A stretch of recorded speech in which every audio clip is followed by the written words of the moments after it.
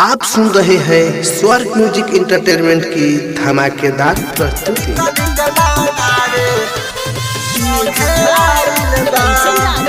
Hajipur Vaishali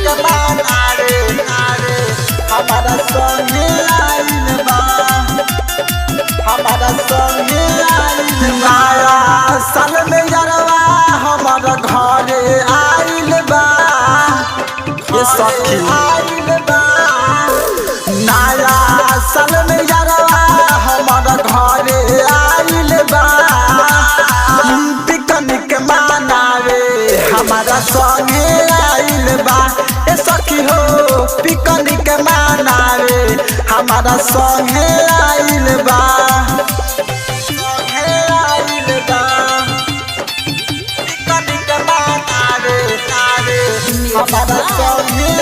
Hajipur Vaishali DJ बजावेला बोले happy new year, किन के ले आइल बा देसी पौरा बियर।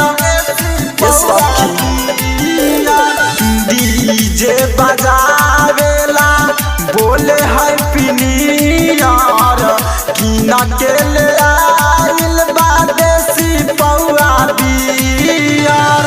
हमारा से आगे उहो साझे आइल बा। नया साल में यारवा हमारा घरे आइल बा, पिकनिक मनावे हमारा संगे आइल बा। ए सखी हो पिकनिक मनावे हमारा संगे आइल बा।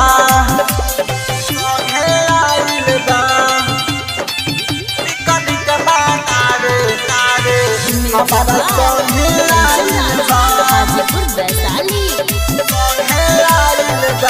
राइटर गोविंदा राजू पियले बाबियर, सबके नचावे आदित बोले हैप्पी न्यू ईयर।